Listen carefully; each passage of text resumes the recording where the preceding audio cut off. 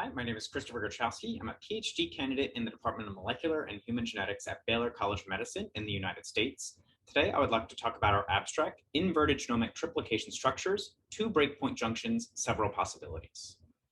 Genomic inversions are a class of structural variation that can occur in a copy number neutral state, as shown above, or as part of a complex SV with copy number variation, here highlighting duplications on the short and long arm of the chromosome that are carried with the inversion forming junctions 1 and 2.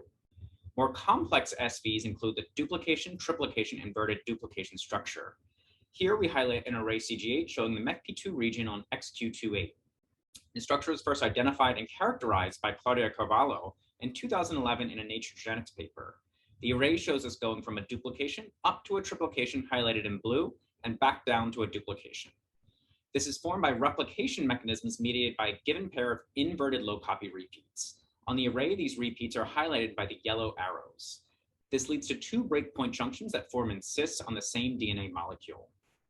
This aberration does cause a disease state due to CNVs affecting dosage-sensitive genes. Here we would highlight our MECP2 duplication syndrome cohort, but this is also found in other disease states. Within our internal laboratory cohort, we have 100 individuals that have been well characterized. Here in the pie chart, you can see a variety of copy number variation and other complex structures. What I'll highlight today is our dupe, which encompasses 17% of this cohort.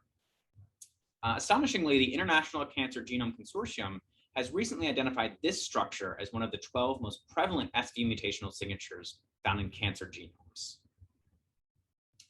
So we really wanted to resolve this structure in a subset of samples that had this dupe-trip inverted dupe genomic rearrangement using basically all of the methods that were available to us, including high-resolution array CGH, short-read whole genome sequencing, and optical genome mapping. On the left, you can see a zoomed-in view that really shows kind of a depiction of that copy number change going from normal, dupe, trip, dupe, and back down to normal. That same view is how we can see it on an array CGH going again from that dupe, trip, and back down to dupe. When the change in copy number state occurs within unique sequence, we basically have that rainbow view known as soft clip reads in the whole genome sequencing data. But when that change in copy number state occurs within repetitive sequence or non-unique sequence, and we basically have no information of how those junctions come together, and we're not able to form a junction alignment to see the orientation of the fragments. We can also see from our whole genome sequencing read depth plots a very high resolution view of where the copy number changes are happening.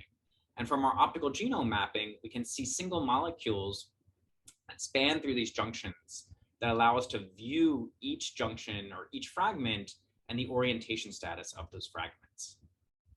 Again, if we move over to the right, we can look at the MECP2 gene highlighted by the red arrow. We can follow the sequence motifs to see the exact inverted status of that fragment and all of the fragments within the larger context of the structure. We also have single DNA molecules that span through both junctions in cis. When we look at this proposed structure originally, we thought that just the triplication was inverted. When we look at our revised structural variant haplotype, we can see that the duplication, triplication, and last duplication are actually all inverted within this larger context.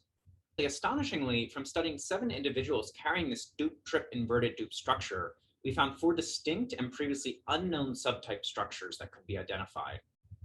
And what I kind of did here was zoom into that region on the long arm of the X chromosome to the MECP2 region and really zoom into those low copy repeats. And when we follow those low copy repeats onto the optical mapping data, we can see exactly how they map in the actual patient samples. And we can basically tell what inverted low copy repeat actually mediated the event to form these structures. And we can understand the context of what each fragment is in the larger structure itself. And really amazingly that we found that in 3 out of 7 patients, an amplified copy of MECP2 was actually inverted, which we didn't know from our previous analysis. And I think these methods really show the relevance of the study of both Mendelian disease and cancer mutagenesis. These data also confirms our hypothesis that inverted low copy repeats as a recombinant substrate play a critical role in underlying the formation of dupe-trip-dupe events. I would like to thank my mentors, Claudia Carvalho and James Lupsky, who are such amazing scientists and such an honor and privilege to be mentored by both of them, as well as Meera Gandhi, who's really gone through these samples with me together, and I think really made some discoveries that I hope you've appreciated today. And Dr. Devut Pelavan, who's at Texas Children's Hospital, who's really enrolled these families and really help to untangle the clinical aspects of MECP2 duplication syndrome, as well as several other people at the Pacific Northwest Research Institute and Baylor College of Medicine, as well as the Karolinska Institute and our generous funding sources at the NIH. Thank you.